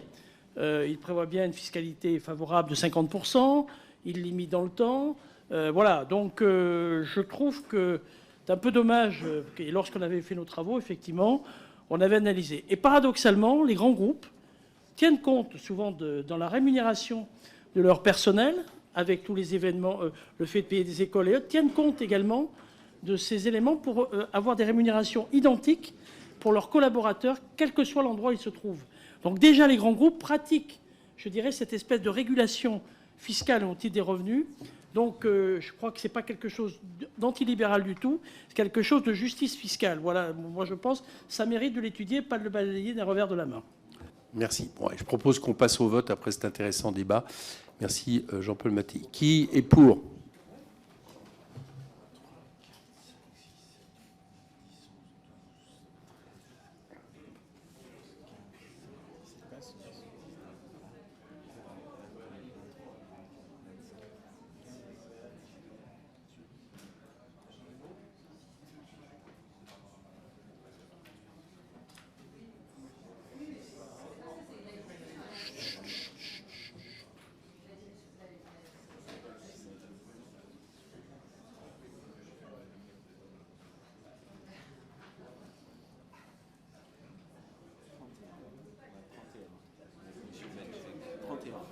Qui est contre ?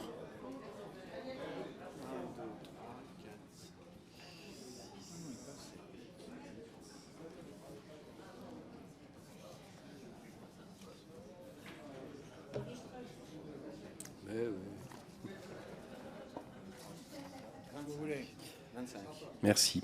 Il passe, adopté. Amendement 38 pour le RN.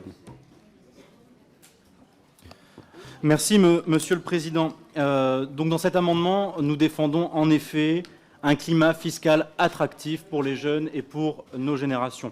Nous voulons que l'ensemble des jeunes de moins de 30 ans soient exclus ou retirés de l'impôt sur le revenu.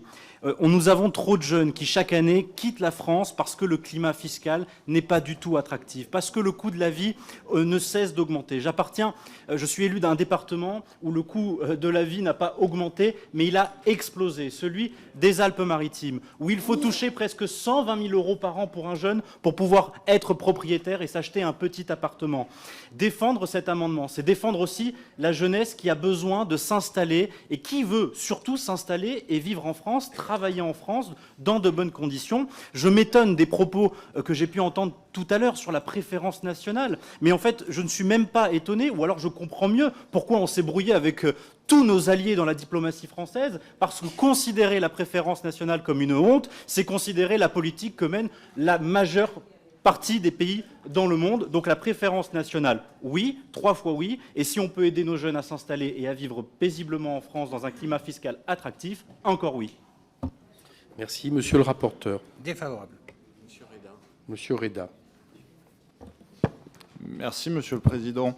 Je n'ose croire que M. Masson, qui aura 30 ans à la fin de ce mandat, ira devant ses électeurs leur dire qu'il ne souhaite pas payer d'impôts pendant tout le mandat.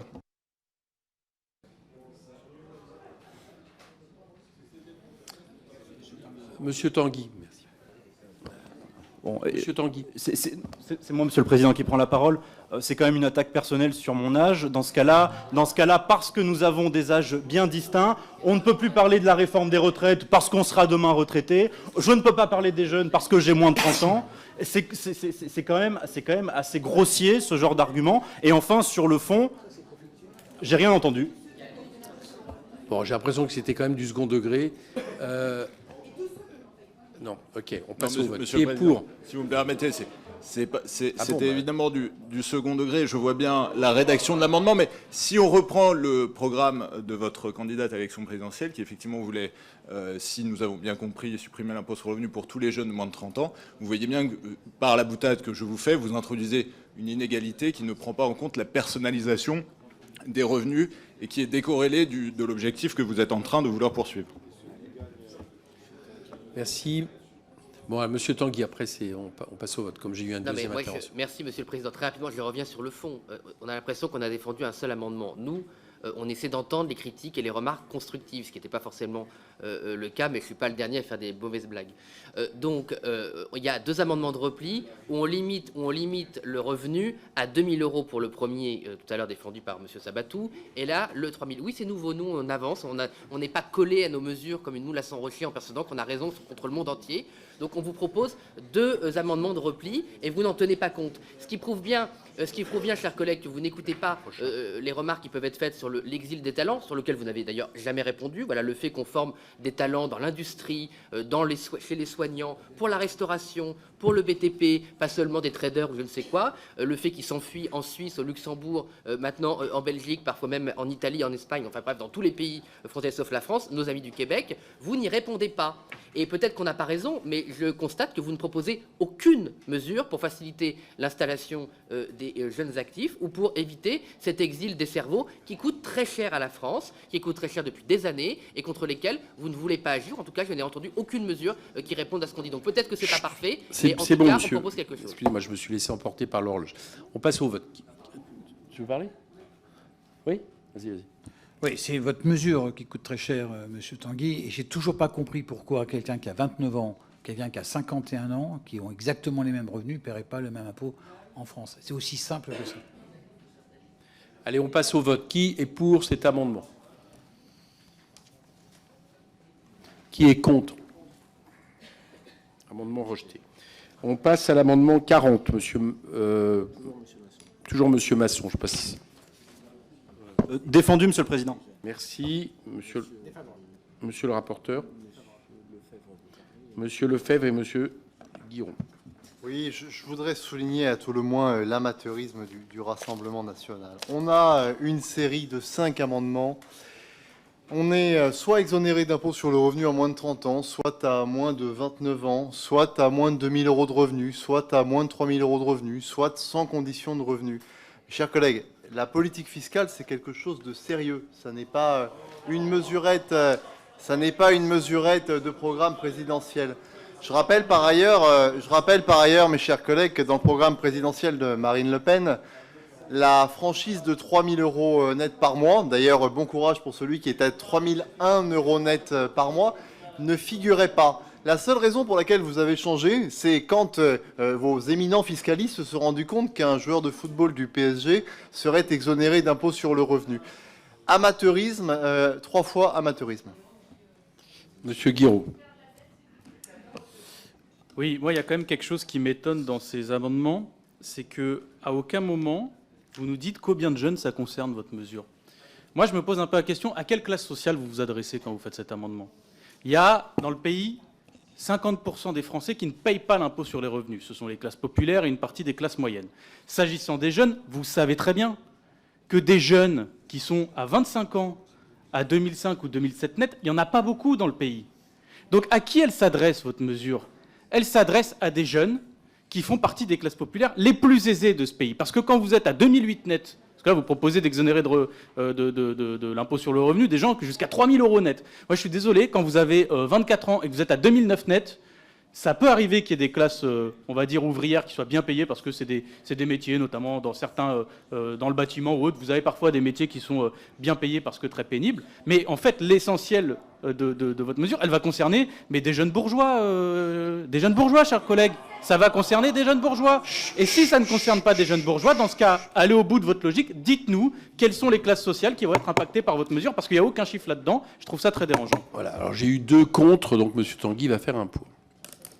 Merci, Monsieur le Président. Non, mais les éminents fiscalistes du Rassemblement national que je représente ici n'ont aucune leçon à recevoir. Et si vous aviez lu notre programme dans l'intégralité, quand on supprime le PFU ou qu'on le limite à 60 000 € pour préserver les artisans qui ont utilisé cette mesure de manière opportune, ils ont sans doute raison, on rééquilibre le soi-disant footballeur qui remet en cause cette mesure. Donc tout ça était parfaitement prévu quand on crée un impôt sur la fortune financière. Évidemment que ça touche le footballeur. Donc les contre-mesures à notre mesure étaient parfaitement prévues et c'est d'une mauvaise foi. Monsieur Guiraud, moi j'entends votre remarque. Oui, on assume le fait que notre mesure cible les classes moyennes supérieures et ceux qui ont un peu plus d'argent parce que c'est eux qui peuvent partir et c'est ces talents-là qui nous quittent. Et il s'agit de les garder. Une fois encore, moi j'aimerais bien qu'il n'y ait pas de concurrence mondiale des talents, qu'il n'y ait pas que tous les Français et toutes les Françaises ou les étrangers qui ont fait des études chez nous et qui veulent rester chez nous s'installent spontanément en France. Mais c'est pas le cas. On a une fuite des cerveaux. Et au lieu d'attaquer le Rassemblement national sur des arguments vraiment en dessous de la ceinture, est-ce qu'on peut parler, oui ou non, de la fuite des cerveaux qui est une circonstance dramatique pour notre économie? Bon, allez, Madame Bonivard, et puis on arrête là, on vote. Oui, merci Monsieur le Président. Monsieur Tanguy pose une vraie question. Il a le mérite de poser une vraie question sur aujourd'hui la capacité de nos jeunes à s'installer. On est quand même le pays le plus imposé au monde. Et sur les jeunes qui entrent dans la vie active, on a une vraie difficulté de salaire, de pouvoir d'achat et d'accès au logement. Ça explose de partout. Aujourd'hui, se loger à 25 ans, c'est pas la même chose que se loger il y a 30 ans. Nous, on proposera des amendements qui nous paraissent plus efficients sur notamment les droits de succession et les dons pour faciliter l'installation des jeunes ou encore la défiscalisation des intérêts d'emprunt. Il y a une vraie question d'insertion dans la vie active des jeunes, d'installation des jeunes, du coût du logement dont il faut qu'on saisisse. Ils ont le mérite de pointer le sujet. La réponse, à mon avis, n'est pas la bonne, mais il faut vraiment qu'on creuse ce sujet pour nos jeunes. Allez, on passe au vote. Qui est pour cet amendement? Qui est contre? Amendement rejeté. On passe au 2838.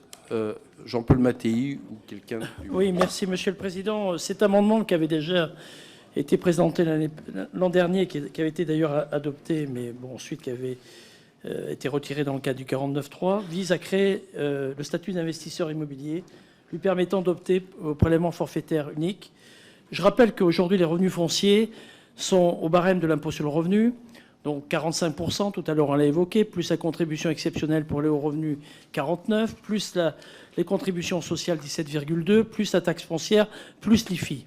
Donc c'est un régime simple qui met de côté tous les systèmes d'amortissement des déductibilités, qui permet sur option de pouvoir permettre à l'investisseur, à condition bien évidemment de louer le bien à titre de résidence principale et en même temps d'avoir un loyer encadré et de répondre à des contraintes liées au diagnostic de performance énergétique. Donc à la fois ça concerne les logements neufs, les logements anciens s'ils sont normalement rénovés, donc ça va dans le bon sens. Et il me semble que ça pourrait réorienter un peu d'épargne des Français dans le logement qui en a bien besoin. J'insiste bien, nous sommes sur des locations de longue durée, nues, pour du logement et non pas pour des résidences secondaires. Monsieur le rapporteur. Merci, Monsieur le Président Mattei. Effectivement, c'est plusieurs fois que vous présentez cet amendement qui vous tient à cœur et vous connaissez bien ce secteur. Autant le PFU est un outil de simplification sur les produits financiers qui répondent tous aux mêmes idées et donc il est extrêmement clair. En matière de revenus fonciers, aujourd'hui, vous pensez que c'est beaucoup plus compliqué. D'ailleurs, vous avez multiplié les garde-fous pour éviter qu'il y ait une dérive. Déjà, par définition, on voit bien que ça ne s'appliquerait pas simplement sur tout. Et puis, dans les revenus fonciers aujourd'hui, vous pouvez déduire vos charges, vous pouvez imputer les déficits, vous pouvez appliquer les abattements. Donc, il y a déjà un dispositif aujourd'hui qui permet, on voit bien que la complexité qui fait que ça répond à d'autres lois. Le problème de votre amendement, c'est que, sous condition, vous proposez le choix. Donc si vous proposez le choix, évidemment, le contribuable va opter pour la solution qui lui permet de minimiser son impôt. Et donc, c'est une perte assez significative. Donc, vous voyez, le PFU, c'est un outil de simplification qui a permis d'accélérer la vente de produits financiers, et on l'a vu, son rendement a augmenté dans le temps. Je ne suis pas certain que cette même simplification puisse s'appliquer de la même manière aux revenus fonciers. Une fois de plus, je reviens sur la complexité. Vous avez même à présenter les garde-fous. Et là, il aurait probablement plus un impact sur l'optimisation de l'imposition et pas sur son rendement. Donc le PFU apporter du rendement, celui-là, à mon avis, baisserait le revenu. Donc j'y suis défavorable, demande de retrait ou défavorable, discussion en hémicycle. Monsieur Mattei. Non, c'est un système simple, lisible, et qui a pour but également de mettre le logement comme élément sur l'économie. C'est aussi vertueux d'investir dans du logement pour le louer à titre de résidence principale que dans une entreprise. C'est qu'on a voulu, en quelque sorte, cornériser certains investissements immobiliers. Là, c'est vertueux et relativement simple. Loyer encadré et règles en matière de diagnostic performance énergétique, c'est vraiment pas compliqué. Location de longue durée, je crois qu'au contraire, sur option. Et je vous rappelle que le PFU, lui aussi, est sur option. C'est-à-dire que vous pouvez très bien, à l'inverse, opter à l'impôt sur le revenu pour vos revenus mobiliers si la taxation est trop importante. Ça existe déjà dans le PFU. Merci. Monsieur Le Fur. Oui, merci Monsieur le Président. Moi, je suis intéressé par cet amendement pour plusieurs raisons. D'une part, parce que c'est le fruit d'un travail conséquent qui nous a été présenté dans cette commission il y a quelque temps, un travail portant sur différents sujets d'épargne. Deuxièmement, parce qu'on a deux types d'épargne, l'épargne financière, l'épargne immobilière, et les deux ne sont pas du tout traités de la même façon. Il y en a une qui est très chouchoutée par nos dirigeants, c'est l'épargne financière, et l'autre qui est complètement oubliée, avec les conséquences que l'on a en ce moment, c'est que plus personne n'investit comme bailleur, plus personne ne construit pour mettre à bail un logement. Parce que le taux de rendement, il est de 1% péniblement, avec tous les risques que ça représente. Donc l'idée d'appliquer le même dispositif, le PFU, aux deux types d'épargne, me semble extrêmement pertinent. Il était pertinent d'une manière générale, et la crise de l'immobilier aujourd'hui que nous traversons fait qu'il est non seulement pertinent, mais indispensable. Excusez-moi, mais j'avais dit que pour la CMP, je proposerais qu'on vote. Donc si vous êtes d'accord, là c'est dans 2-3 minutes le vote. Donc du coup, ça veut dire, attendez, ça veut dire qu'on reprendra la discussion, mais à 21h. 21h15, c'est ça? 21h. Ah non, on vote pas là. Là, j'ai 5 intervenants. Donc, Bon, attendez. Moi, attendez. Chut. Si vous le souhaitez, on vote. On revient voter là-dessus, mais ça veut dire qu'on reprendra plus tard. Est-ce que vous voulez ou pas? Hein? J'entends rien. Bon, donc 21h. Non, c'est qu'on aurait pu pas. Non, vous n'avez pas compris ce que je disais. Non, mais on reprendra à 21h avec les orateurs. Toi, tu comptais pas être là?